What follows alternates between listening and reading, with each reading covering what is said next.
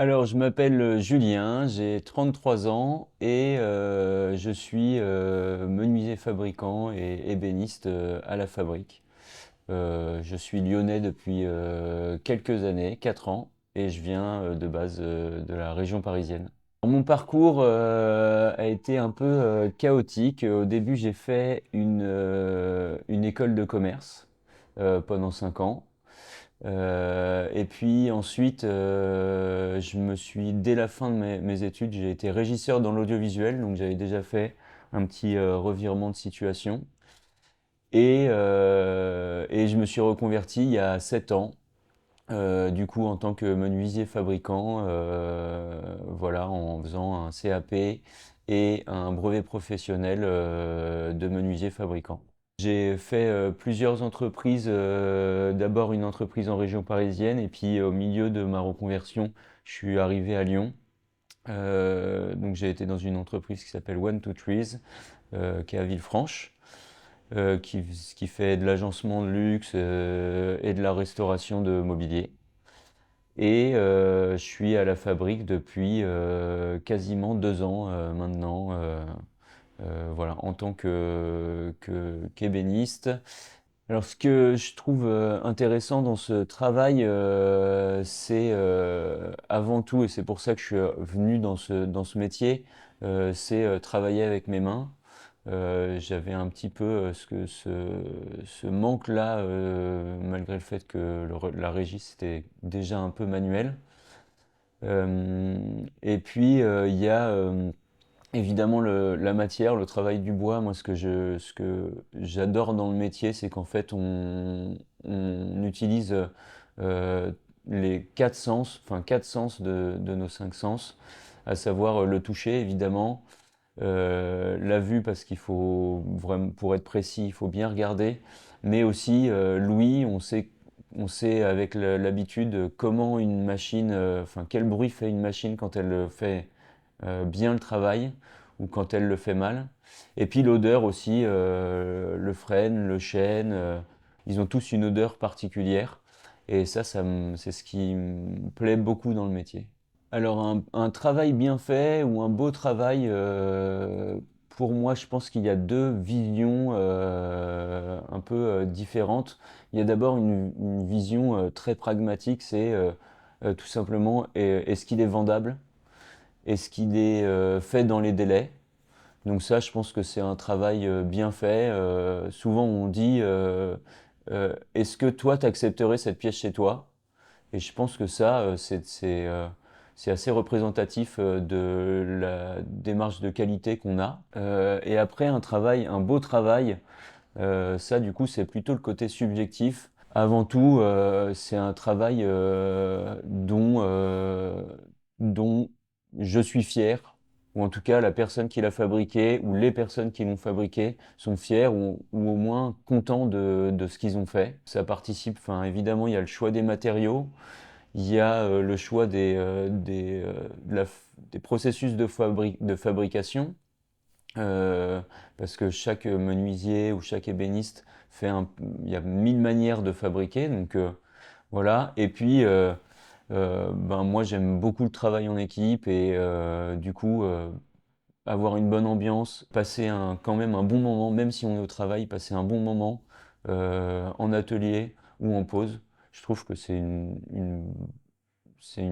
un marqueur d'un travail, d'un beau travail. J'ai rejoint la fabrique d'abord pour le travail qu'on y fait. En fait, c'est assez varié puisqu'on fait à la fois de l'agencement sur mesure. On fait du petit mobilier aussi avec des tables basses, des appliques murales, enfin voilà pour des designers. Donc ça, c'est un travail très fin. Et on fait aussi de la scénographie.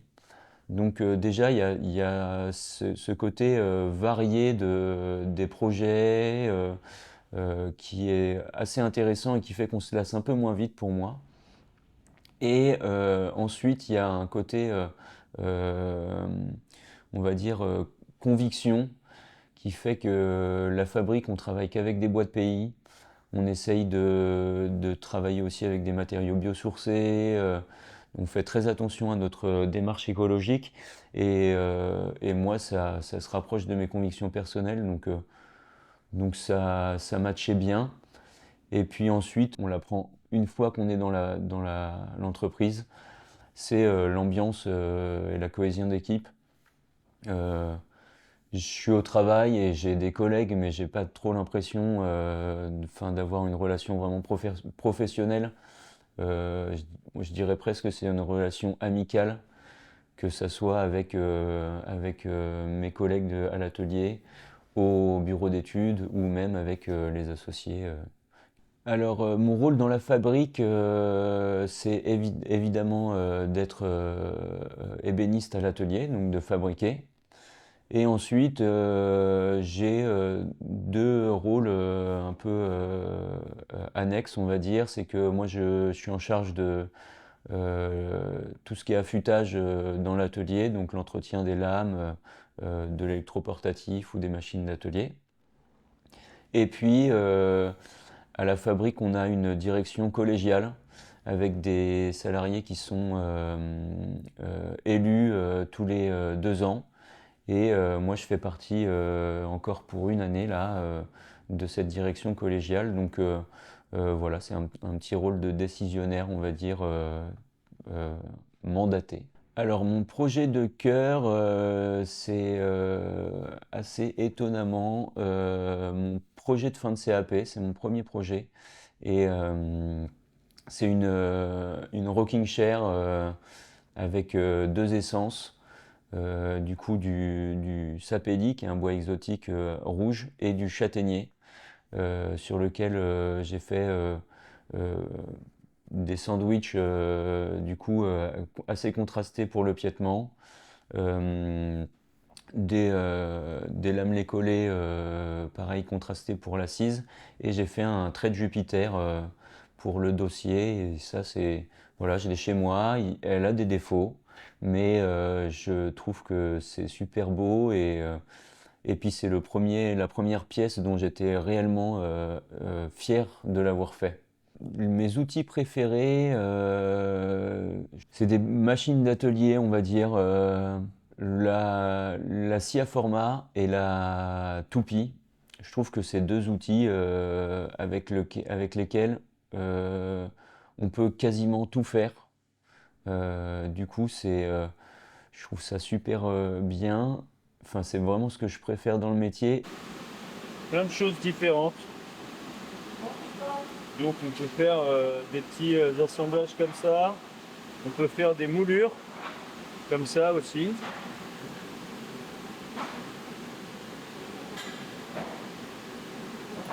On peut faire, ça c'est un assemblage aussi, ça s'appelle la micro-enture.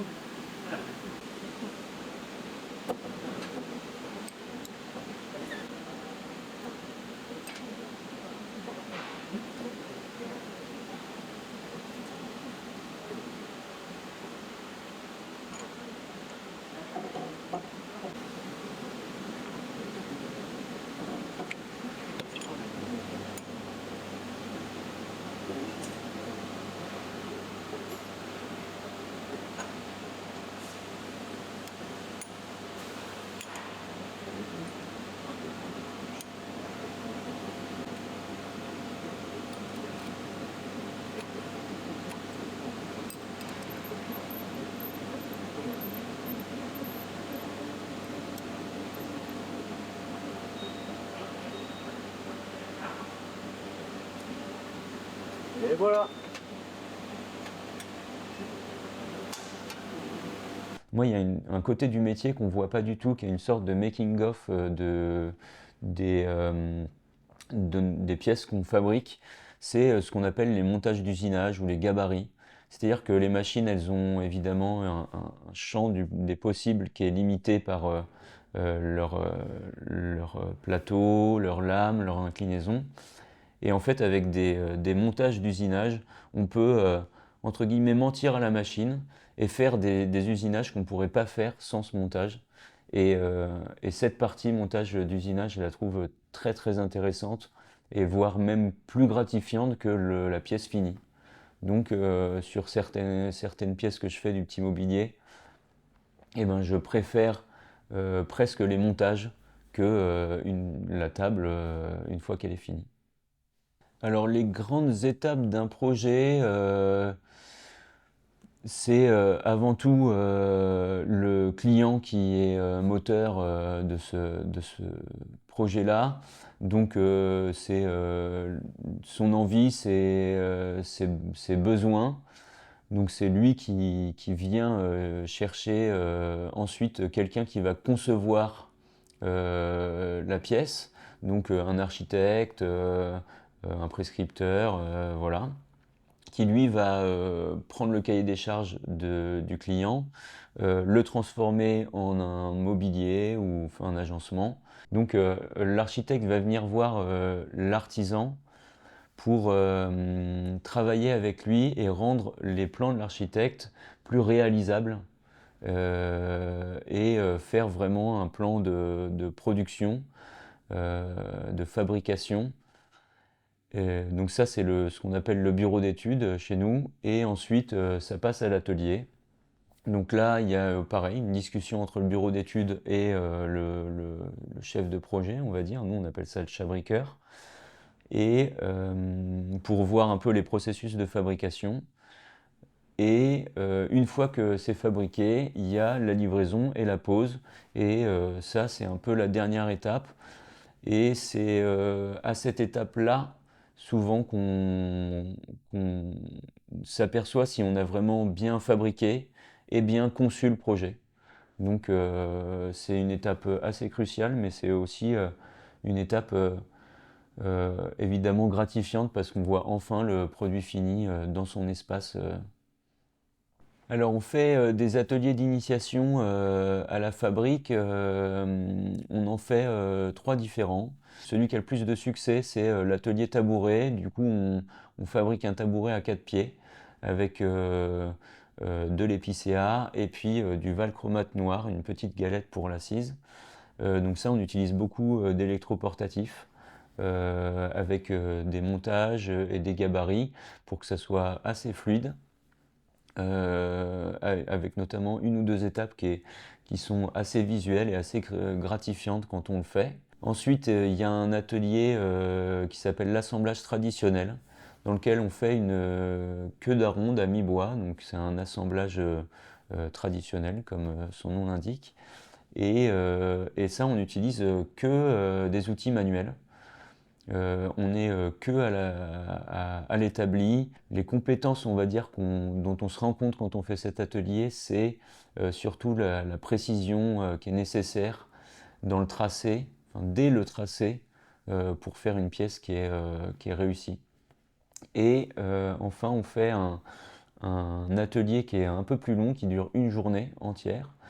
Et là, on fait un banc qui est à la fois en massif et puis en contreplaqué hêtre.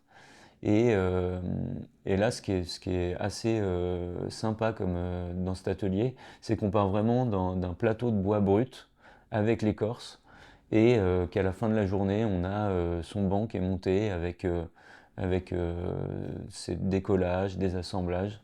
Et ça, c'est aussi très, très sympa. On voit vraiment le chemin du bois avant de devenir un petit mobilier. Ce que j'apprécie beaucoup dans ce que je fais, c'est euh, de faire du mobilier ou des agencements qui sont durables, qui vont durer quand même assez longtemps et qui n'ont pas ce côté euh, jetable de ce qu'on peut trouver dans le commerce aujourd'hui.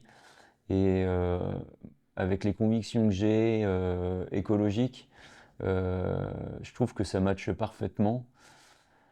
Et notamment le fait d'utiliser plus que du bois de pays, de faire attention à d'où viennent les panneaux, etc.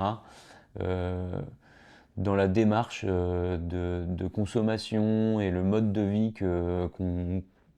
qui, vers lequel on doit tendre et vers lequel du coup nécessairement j'essaye de tendre. Euh, je trouve que c'est vraiment gratifiant de pouvoir faire un métier qui est en accord avec ses valeurs. Voilà.